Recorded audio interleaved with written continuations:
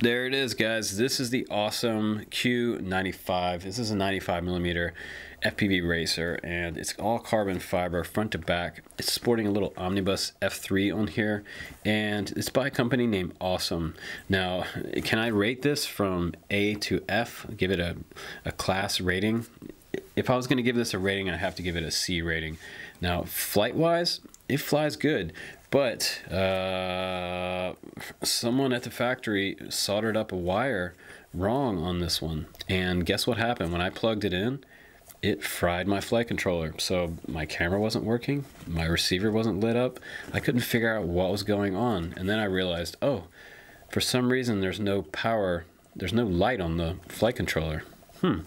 So I took the whole thing apart, and upon inspection, coming from the LEDs back here, however they had this powered up on the board, they had the ground on the 5 volt and the 5 volt on the ground. So something in there shorted out and blew out the flight controller. Luckily for me, I had another flight controller laying around, so I just put another one on there.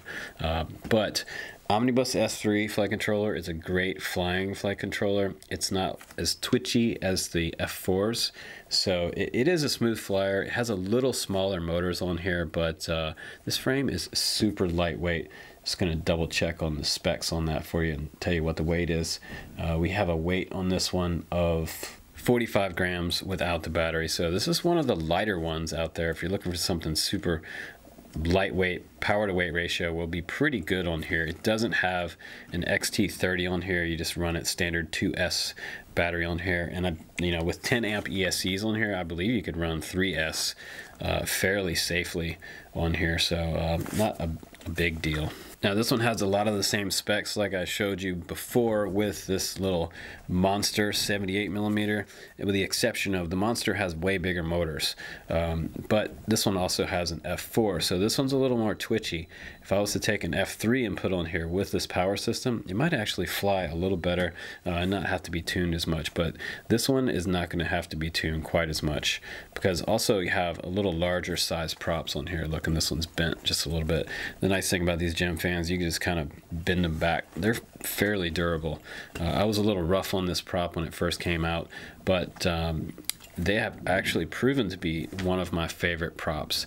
Now you also have a 25 milliwatt transmitter on here. I would like to see that they start using 200 milliwatt. Hopefully these guys are watching, because we get a much better video signal and quality out of 200 milliwatt. Now let's talk about the camera on here. The camera is pretty decent. It's a 600 TVL, and it does come with a little manual here, and it says 3-in-1, 5.8, 25 milliwatt, 48 channel transmitter, and it also has 6 bands on here, including race band. That's pretty cool. It also has some information in here for you. Field of view is 120 degrees, and it's NTSC format, which is awesome because that's what most North American guys want.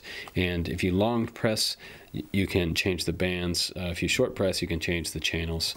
And there should be some kind of LEDs on the very back of this up inside here, but with this camera angle, you really can't tell.